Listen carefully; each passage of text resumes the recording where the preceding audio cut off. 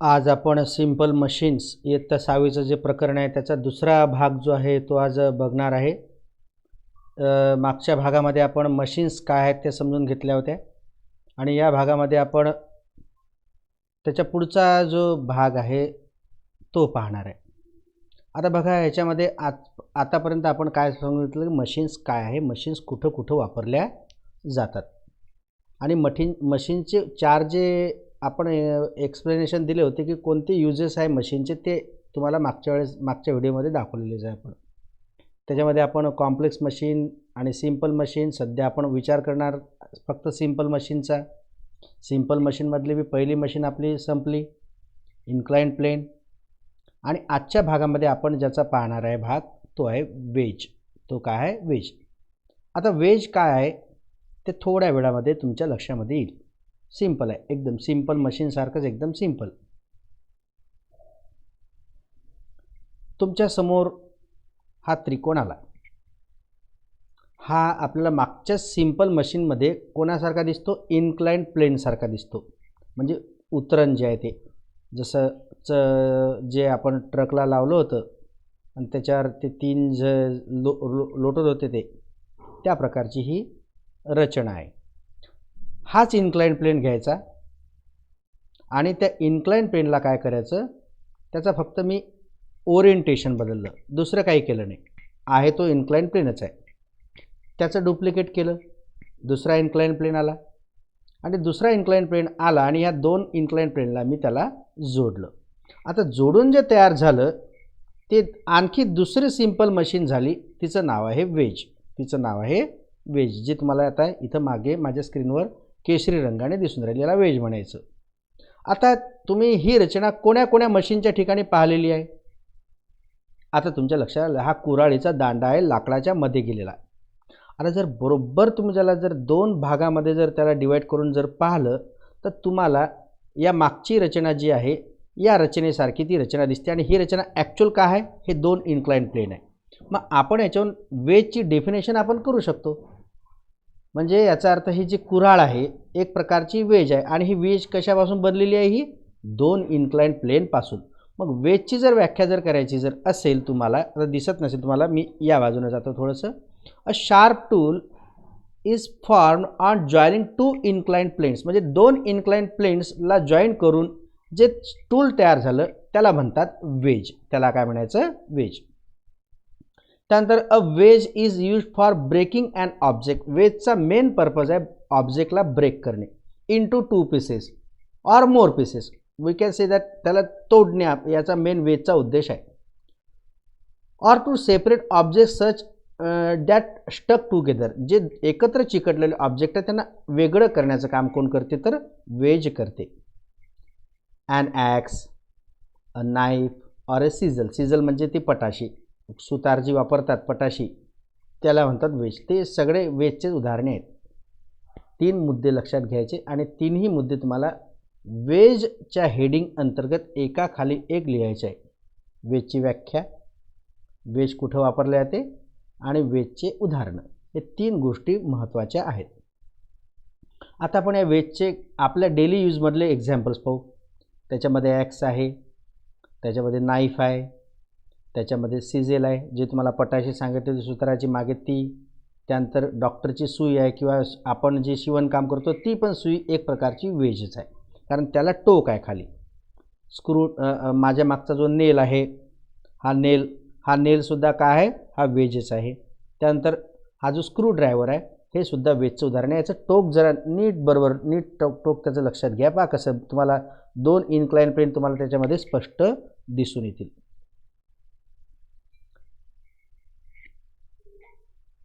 आता आपल्या पाठ्यपुस्तकातला प्रश्न, a needle is required for stitching cloth. एक आपल्याला सुई लागते कपडे शिवण्यासाठी.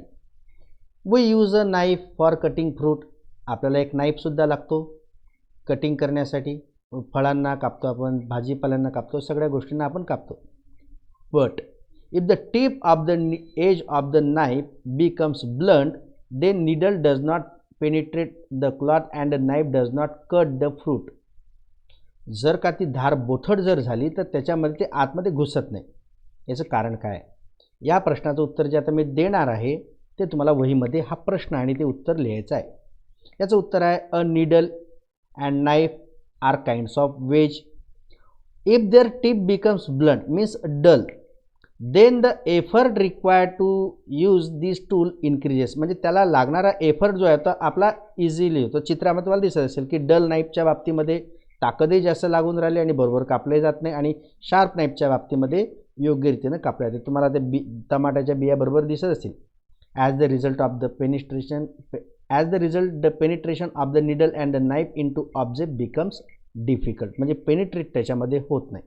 आता समजा डॉक्टरने तुम्हाला सुई देण्याचं जर ठरवलं आणि त्याची धार आहे बोथट, ताकद लागेल ना डॉक्टरला, आणि जितकी डॉक्टरला ताकद लागेल तितकी तकलीफ तुम्हाला होईल. आणि शार्प जर सुई असली तर कशी पटकन आपल्या शरीरामध्ये जाईल.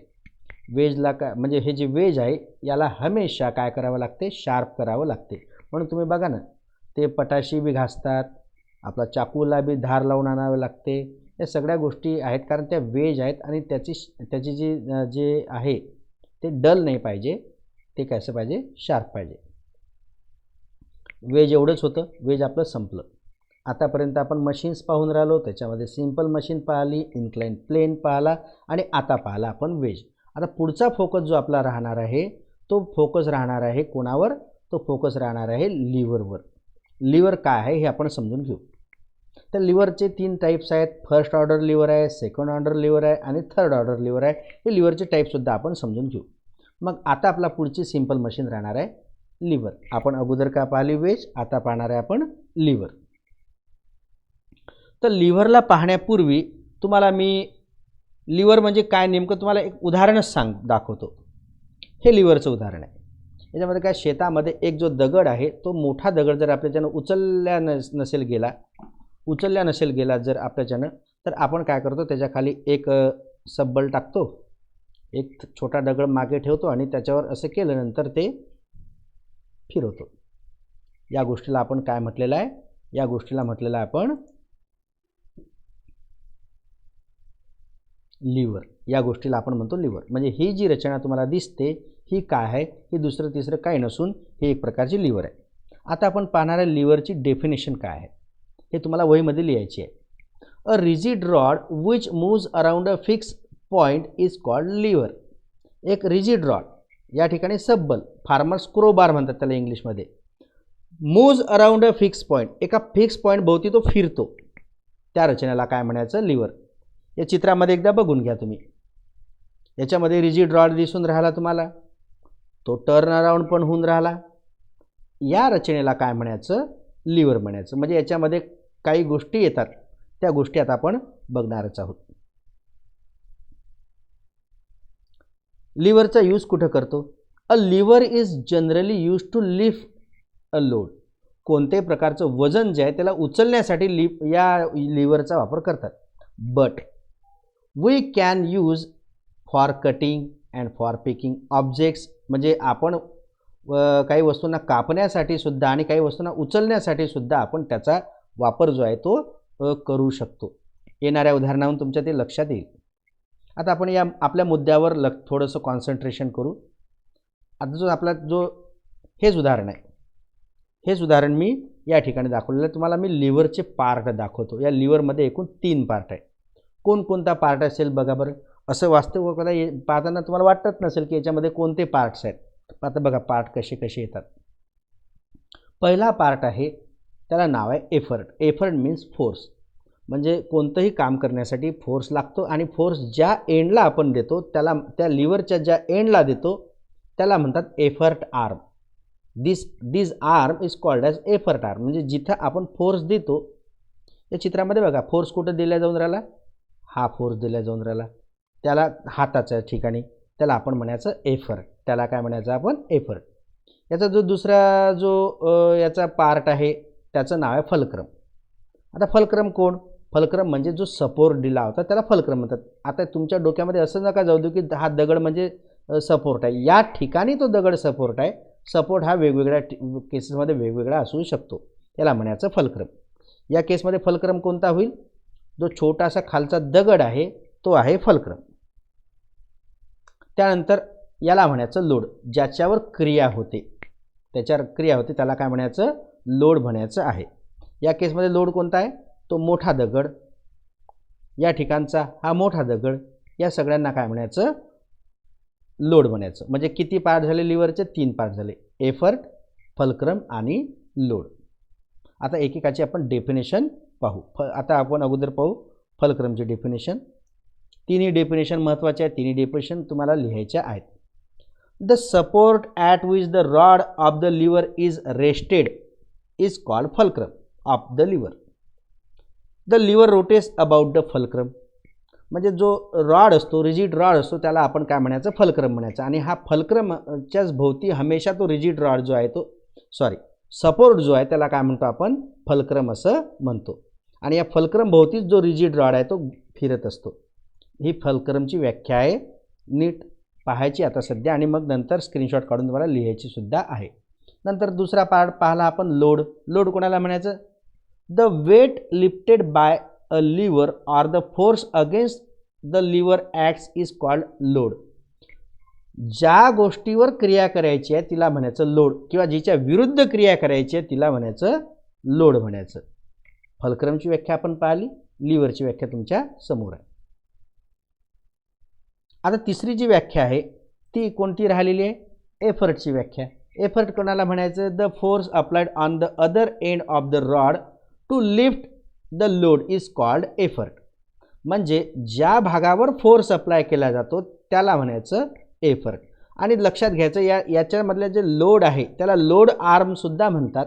आर्म म्हणजे बाजू आणि एफर्ट आर्म, एफर्ट म्हणजे बाजू. लोड आर्म सुद्धा त्याचं नाव आहे आणि एफर्ट आर्म सुद्धा त्याचं नाव आहे. आता आपण टाइप्स ऑफ लिव्हर्स पाहू. टाइप्स ऑफ लिव्हर्स, का बरं टाइप्स ऑफ लिव्हर्स आहेत, वेजचे टाईप नव्हते, इन्क्लाइन प्लेनचे टाईप नव्हते, पण याचे काय आहेत, कारण याच्यामध्ये 3 पार्ट्स आहेत. लोड आहे, त्यानंतर फलक्रम आहे, त्याच्यानंतर एफर्ट आहे. 3 पार्ट त्याच्यामध्ये आहे. आता तिथं तुम्हाला 1, 2, 3 या क्रमांकानं दाखवलेलं आहे. आता मी जर फलक्रमला, लोडला जर मधामध्ये ठेवलं आणि फलक्रम आणि एफर्टला मध्ये जर ठेवलं तरी चालते. एफर्टला आतलं लोड आणि फलक्रमला बाजूला नेलं तरी चालते. आणि या लोडची, या फलक्रमची आणि एफर्टची आपण पोझिशन चेंज करत असल्यामुळे लिव्हरचे सुद्धा 3 टाईप्स पडला.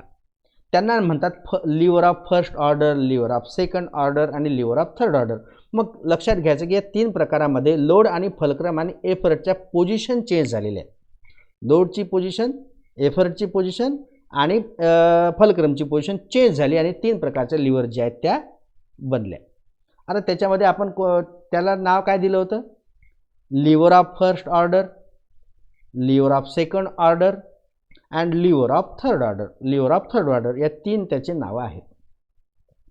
लोडची पोझिशन, फलक्रमची पोझिशन, एफर्टची पोझिशन चेंज करू शकतो आपण आणि ती केल्यामुळे आपल्याला हे 3 प्रकार मिळाले, lever of first order, lever of second order, lever of third order. आता एक गोष्ट ध्यानात ठेवा की लिव्हर ऑफ फर्स्ट ऑर्डरमध्ये फलक्रमची पोझिशन कुठं असते, लोड आणि एफर्ट कुठं असतात, लिव्हर ऑफ सेकंड ऑर्डरमध्ये कुठं असतात, लिव्हर ऑफ थर्ड ऑर्डरमध्ये कुठं असतात. नेमकं मुलं हमेशा या उदाहरणांवर कन्फ्यूज होतात. म्हणून हा भाग जो आहे वापस परत एकदा पाहायचा, म्हणजे ही गोष्ट तुम्हाला व्यवस्थितशीर समजून येईल. आता आपण lever of the first order पाहू. Lever of the first order तुम्हाला मी सांगितलं की पोझिशनचाच खेळ आहे सगळा. तुम्हाला मी दाखवतो या ठिकाणी काय आहे. या ठिकाणी लोड आहे, फलक्रम आहे आणि एफर्ट आहे. याच्या मधामध्ये लोड आणि एफर्ट बाजूला असतात आणि फलक्रम मधामध्ये असते. जसं आपण इथं पाहिलं, लोड वरच्या बाजूला, तो मोठा दगड जो आहे तो लोड होता, तो एफर्ट लावला, तो हाताने लावला, म्हणजे आणि मधामध्ये होता फलक्रम. म्हणजे हीच रचना तुम्हाला अशी दिसून राहिली असेल, ही रचना तुम्हाला अशी दिसून राहिली असेल. तर आता आपण ते बघू. ही रचना तुम्हाला या मागच्या चित्रामध्ये आणि या चित्रामध्ये तुम्हाला ही रचना दिसून राहिली असेल. याला म्हणायचं lever of the first order. याला काय म्हणायचं, lever of the first order. आता आपण आपल्या एक्झाम्पल्सने ते बघू. Lever of the first order. Lever of the first ऑर्डरची व्याख्या काय आहे, fulcrum is in between the load and the effort. बघा चित्रामध्ये फलक्रम मधामध्ये आहे, लोड एफर्ट बाजूला आहेत. याचं उदाहरण कोणतं आहे? क्रोबार. क्रोबार कोणता? तोच क्रोबार जो आपण मागे पाहिला होता. क्रोबार जो हा क्रोबार आहे तो क्रोबार आहे. आता याच्यामध्ये एफर्ट कुठं असेल? हा याच्या ठिकाणी एफर्ट, हा हे लोड जिथून दगड बाजूला फेकला गेला होता आणि तो फलक्रम त्या ठिकाणी सरळ होता तो, त्या ठिकाणी त्याचं टोक फक्त वाकवलेलं आहे आपण, त्या ठिकाणी आपण म्हणतो त्याला फलक्रम. ही रचना आणखी कुठं आपल्याला दिसते? सी सॉच्या ठिकाणी दिसते. आता इथं आता आपल्याला काय बघायचं आहे की याच्यामधलं जे एफर्ट, लोड आणि फलक्रम आपल्या मधामध्ये आपल्याला पाहिजे. आता कुठं कुठं आहे बघू. बघा, एफर्ट, लोड, फलक्रम. ही रचना एफर्ट, फलक्रम, लोड अशी दिसली. म्हणजे लिव्हर जो आहे हा सुद्धा सी सॉ जो आहे हे सुद्धा फर्स्ट ऑर्डर लिव्हर आहे. फर्स्ट ऑर्डर लिव्हर आहे. पहिलं होतं फार्मर्स क्रोबार, आता आहे सी सॉ. पुढचं बघू, lever of the second order. Lever of the second ऑर्डरची अगोदर डेफिनेशन बघू. Load is in between fulcrum and effort. Load जो आहे हा असतो मधामध्ये आणि फलक्रम आणि एफर्ट बाजूला असतात. आपण एका उदाहरणावरून ते लक्षात घेऊ. याच्या पुढचं उदाहरण बघा. लोड आता या ठिकाणी कुठं आला? लोड आला मधामध्ये. एफर्ट आणि फलक्रम गेले बाजूला. एफर्ट आणि फलक्रम गेले बाजूला. ही रचना आपल्याला कुठं दिसते? ही रचना दिसते आपल्याला नट क्रॅकरमध्ये. आता नट क्रॅकर मग काय करतो बघून घ्या. या ठिकाणी एफर्ट कुठे आहेत? हे या ठिकाणी एफर्ट आहे. जिथं आपण ताकद लावतो ते आहे एफर्ट. लोड मधामध्ये आहे, फलक्रम टोकावर आहे. फलक्रम आणि एफर्टच्या मधामध्ये लोड आहे. वर हिरव्या रंगाने दाखवलेला आपण, load is between fulcrum and effort. Fulcrum आणि एफर्टच्या मधामध्ये लोड दिसते. सेम रचना ती आहे, ही आहे. सेम रचना ही आहे. मग नट क्रॅकर काय होईल? Lever of the second order म्हणायचं आहे तुम्हाला. हे मनातल्या मनात म्हणायचं आहे. नट क्रॅकर काय होईल? Lever of the second order. Seesaw, farmers crowbar, lever of the first order and nutcracker is the lever of the second order. आता याचं दुसरं उदाहरण बघू आपण. Wheelbarrow. आता याच्यामध्ये बघू आपण, एफर्ट आहे, मग मधामध्ये लोड पाहिजे. मधामध्ये आपण विटा वगैरे ठेवतोच, लोड मधामध्ये आहेच. फलक्रम त्याचं चाक आहे, बरोबर आहे, त्याचा सपोर्ट आहे. चाक जर नसेल, सपोर्ट जर नसेल तर ती मशीन काहीच कामाची राहत नाही. त्यामुळे ही रचना बाजूबाजूला बघा. लोड बघा बाजूला आहे. Wheel barrow is an example of lever of the second order.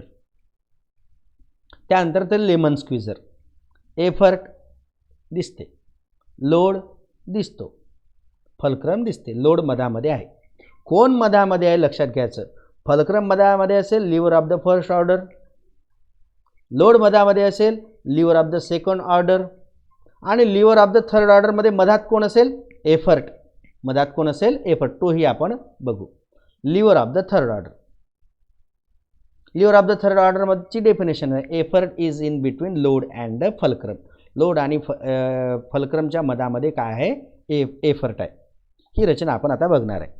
ही रचना ही आहे बघा. एफर्ट मधामध्ये, लोड बाजूला आणि फलक्रम बाजूला. एफर्ट मात्र मधामध्ये. कोण मधामध्ये आहे लक्षात घ्यायचं. फलक्रम मधात असेल, lever of the first order. त्यानंतर लोड मधामध्ये आला, lever of the second order. Effort मधामध्ये आला, lever of the third order. याचे एक्झाम्पल्स काय देता येईल आपल्याला? याचं एक्झाम्पल्स आहे आपलाच फोर हार्म. याच्यामध्ये कोण कुठं आहे बघा. एफर्ट नॅचरली मधामध्येच आहे. त्याच्यानंतर लोड आहे, ज्याच्यावर आपण वस्तू हाताच्या टोकावर उचलतो ना आपण, त्यामुळे लोड काय टोकावर आहे. आणि एफर्ट आपली कोहणी, आपली जी कोण आहे, जे सपोर्ट आहे, त्याच्यावर ही रचना आणि ही रचना सारखे दिसते. त्यामुळे ह्युमन फोर आर्म काय आहे? Lever of the third order. याचं पुढचं उदाहरण तुम्हाला मी सांगतो. टॉंग्स. आता याच्यामध्ये बघू. एफर्ट मधामध्ये आहे. एफर्ट मधामध्ये दिसतो हिरवा. लोड टोकाला, फलक्रम टोकाला. आली काय अशी रचना? लोड टोकाला, फलक्रम टोकाला. टॉंग्स काय होईल? Lever of the third order होईल. आता आपल्या पुस्तकामधलाच प्रश्न आहे, खूप महत्त्वाचा आहे, त्यामुळे तुम्हाला मी आता तो समजून सांगणार आहे. आता पहिले तर हा प्रश्न म्हणजे हे सगळं डेफिनेशन, त्याची उदाहरणं तुम्हाला वहीमध्ये लिहायची आहे. प्रत्येक याचं जे आहे तुम्हाला मागच्या वेळेमुळे जेवढे उदाहरण दाखवले त्या लिव्हरची व्याख्या लिहायची, त्या ऑर्डरच्या लिव्हरची, आणि त्याचे एक्झाम्पल्स, त्याचे नावं लिहायचे. तुम्हाला चित्र चिटकवले तर फारच छान. चित्र चिटकवलं तर तुमच्या फारसं लवकर लक्षात येईल. आपल्या पुस्तकाच्या मागचा हा प्रश्न आहे, वेगळा प्रश्न आहे, आणि म्हणून हा तुम्हाला मी सांगणार. मी तुम्हाला अगोदर ते वाचून दाखवतो, त्यासाठी मी अगोदर जातो. मी गेल्याशिवाय काम होणार नाही.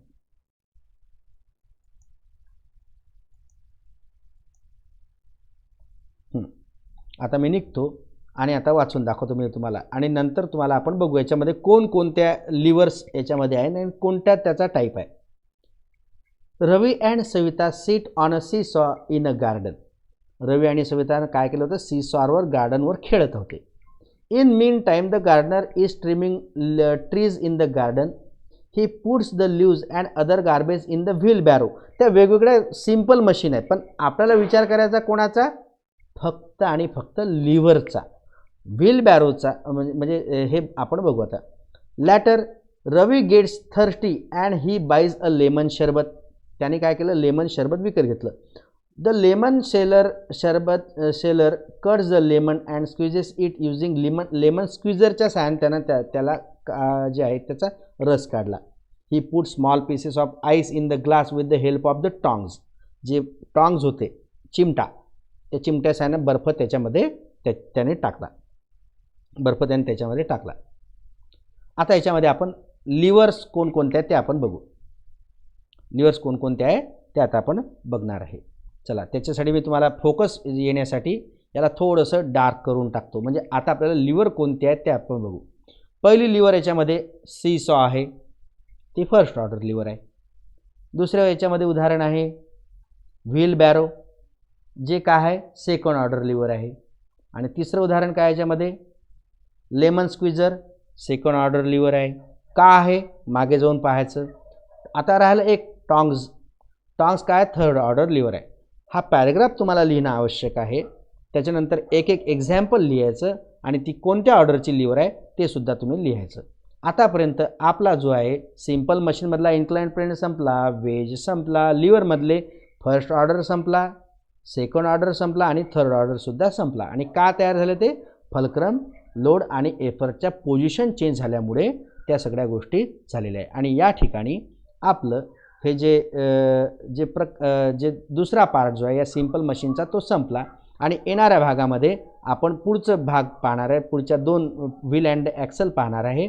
आणि त्याच्यानंतर मेंटेनन्स कसा करायचा मशीनचा ते सुद्धा आपण पाहणार आहे. आणि पुली पाहणार आहे. पुली आणि व्हील अँड ॲक्सल ह्या 2 सिम्पल मशीन पाहू. नंतर मशीनची केअर का करावी लागते, मशीनचा मेंटेनन्स का करावा लागतो, ह्या सगळ्या गोष्टी आपण पुढच्या भागामध्ये पाहू. ज्या गोष्टी सूचना नीट सांगितल्या, ज्या गोष्टी लिहायला सांगितलेल्या आहेत त्या आपल्या वहीमध्ये तुम्हाला लिहायच्याच आहे. आज आपण थांबू. Bye bye.